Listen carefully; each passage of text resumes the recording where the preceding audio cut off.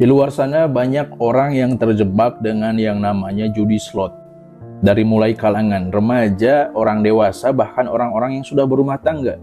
Dan dari sebab perkara mereka melakukan itu, karena hal-hal yang menurut mereka menggiurkan dan cepat didapatkan. Padahal itu hakikatnya jebakan setan yang lambat laun merusak kehidupan, bahkan bisa merusak rumah tangga seseorang. Ya, jadi perlu dihati-hatikan, apalagi kalian yang masih remaja.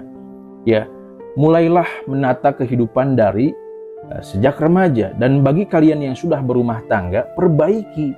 Ya, segera bertaubat, mohon ampun kepada Allah Subhanahu wa taala. Banyak cara. Ketika ada bisikan atau rasa dorongan untuk melakukannya lagi, hentikan. Sebab ini merusak kehidupan. Banyak orang yang terjerumus ke dalam judi slot, ya, marak sekarang banyak dan rusak kehidupannya. Tentu itu akan berkelanjutan ketika mereka tidak mengakui bahwa itu kesalahan. Tapi kalau kalian masih ada rasa mengakui bahwa itu perbuatan yang salah, insya Allah Allah akan memberikan jalan solusi terbaik untuk kalian. Ya, semoga dapat dipahami.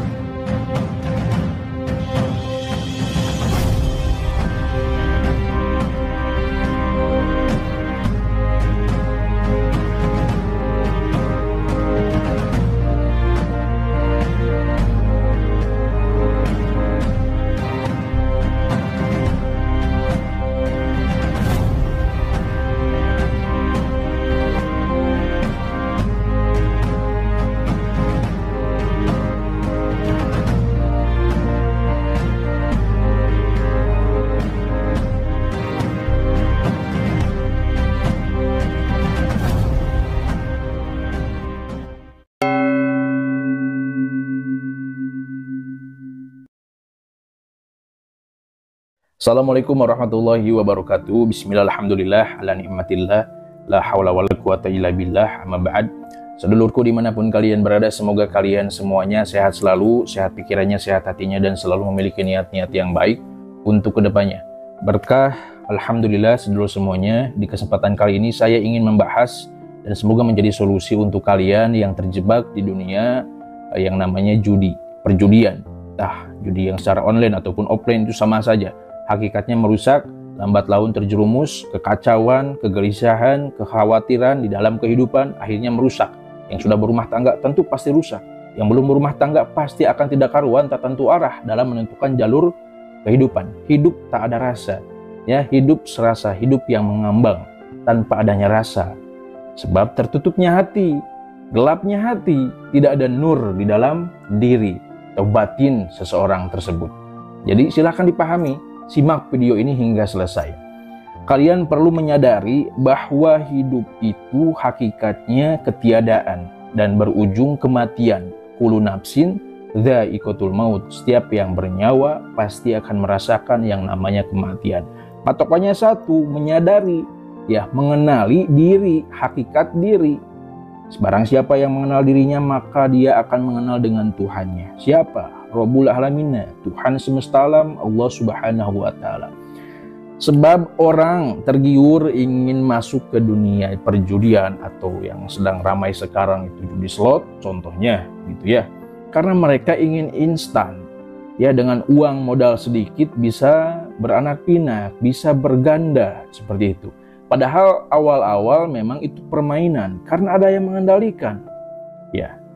Ada yang mengendalikan. Sudah enak-enak kalian rezeki diatur Tuhan, malah kalian pengen diatur bandar. Ini kan ngaco gitu. Ya, kembali lagi ke konsep yang awal. Pada dasarnya kalian untuk jalan pertama kalau sudah terlanjur masuk terjerumus ke permainan judi, entah itu judi slot online ataupun judi online apapun itu jenisnya, terserah kalian. Kalian harus menyadari, kita kembali ke pembahasan awal, menyadari akan diri, hakikat diri, kita akan kemana. Apalagi seorang lelaki yang berjudi, kalian itu pemimpin, ya, diciptakan sebagai pemimpin, minimal kalian memimpin diri kalian sendiri sebelum kalian memimpin menjadi nahkoda suatu kapal yang di dalamnya ada istri dan anak-anak kalian. Dan ketika kalian sudah terlanjur masuk dan di saat itu kalian sudah menikah, sudah berumah tangga, tapi kalian terjerumus dengan yang namanya perjudian, judi slot atau apapun itu, kalian itu lebih fatal. Kenapa? Kalian itu sudah diwajibkan dan diamanahkan seorang istri, diamanahkan seorang anak. Kenapa kalian dengan tega, dengan berani, dengan pedenya masuk ke dunia perjudian? Pada dasarnya itu akan merusak kehidupan, ya, merusak keluarga kalian sendiri, entah istri ataupun anak kalian. Efeknya tanpa kalian sadari merusak. Emosi kalian tidak akan terkontrol, labil, ya. Perasaan kalian gampang guncang, gampang sedih, gampang marah, gampang kecewa. Hidup serasa mentok, hidup serasa tidak berwarna.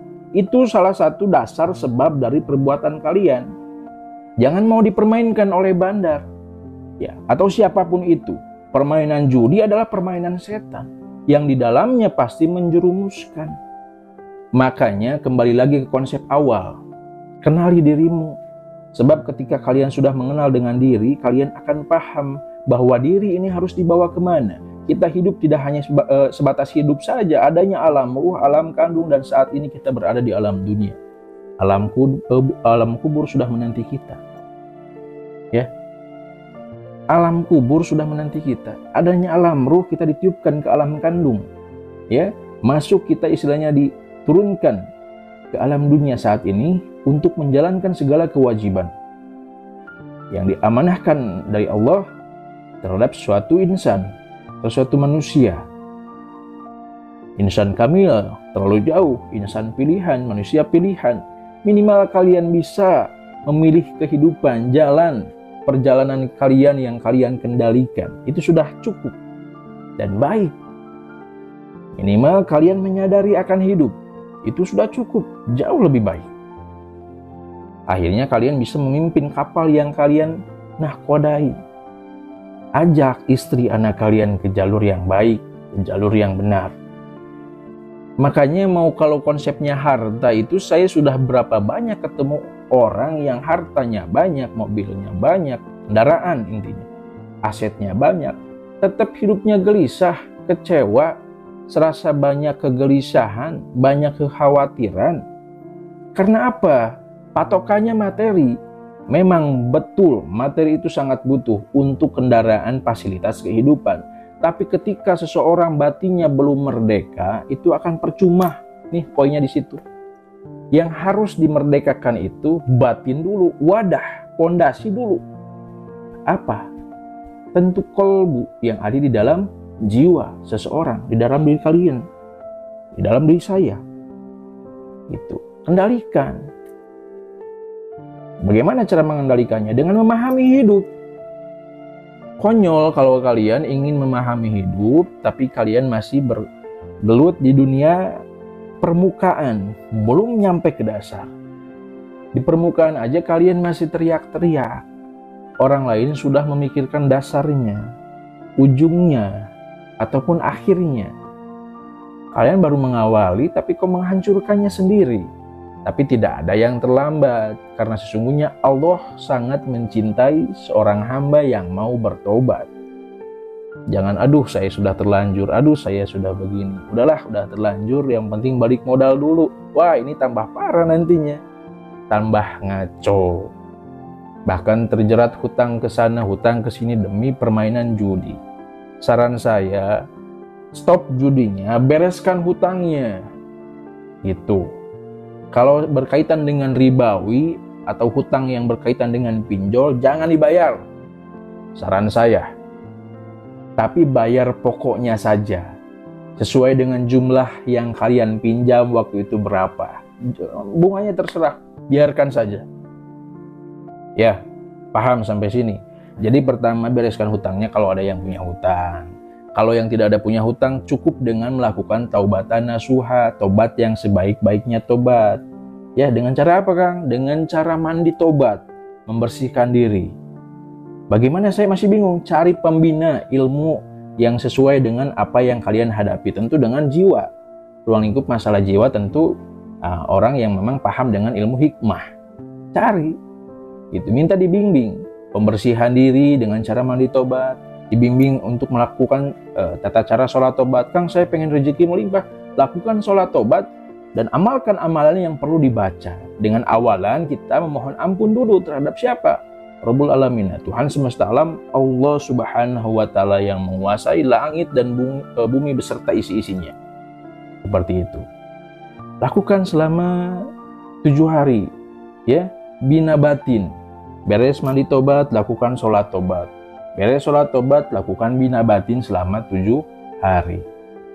Ya, kembali ke pembahasan awal. Jadi mau sebanyak apapun ya harta yang kalian harapkan atau pencapaian hidup yang kalian inginkan, kalau batin kalian belum merdeka, itu akan percuma. Percaya sama saya. Banyak yang sudah mengalami, banyak yang sudah saya rasakan pula pribadi. Yang harus dimerdekakan itu batin dulu, hati. Ketika hati dan pikiran kita sudah menyatu, sinkron, fondasi wadah kita sudah kuat, ya, jadi kita akan tenang menjalankan kehidupan. Entah itu datangnya cobaan, itu tidak akan pernah ada akhirnya, tidak akan pernah ada ujungnya. Silih berganti dan saling menanti, sedang menunggu kalian itu masalah yang di depan. Nah, kalian pusing dengan masalah yang kalian buat sendiri, ini ngaco, ini konyol. Buang masalah yang kalian buat sendiri, hadapi masalah yang di depan untuk menaikkan level derajat kehidupan. Allah yang mengangkat. Mau diangkat? Datangi yang memuliakan kalian. Kita dimuliakan kok sama Allah. Derajatnya dimuliakan. Tapi kalian malah menghinakan. Ya, bagaimana cara memuliakannya? Datangi Sang Maha Mulia. Siapa? Allah Subhanahu wa Ta'ala. Dialah yang maha mulia dan memberi kemuliaan itu. Ya, jadi sampai sini harus dipahami, jangan ekspektasinya materi. Karena saya banyak mendatangi atau didatangi orang-orang yang materinya jauh lebih tinggi dari saya, bahkan sangat jauh, tapi keluhannya keresahan, kegelisahan, kekhawatiran, kekecewaan. Sebab batinnya belum merdeka. Tapi orang dengan ekonomi seperti apapun, tapi jiwanya merdeka, ada wadah, ada pondasi di dalam diri, wallahi dia akan hidup layaknya hidup yang sebaik-baiknya hidup. Dan barang siapa yang mengingat akan kematian, dialah orang yang memang sangat diutamakan, cerdas dan diutamakan.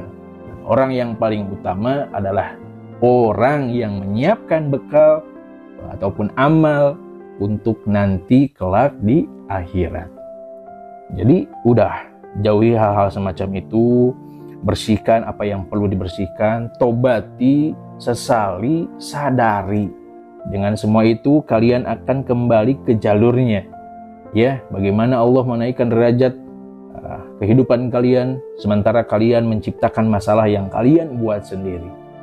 Ya, tidak ada yang kebetulan, semuanya mengandung hikmah, pembelajaran itu.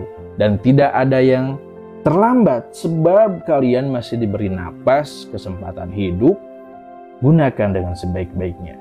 Seperti itu. Ya, jadi kesimpulannya, merdekakan batin kalian masing-masing.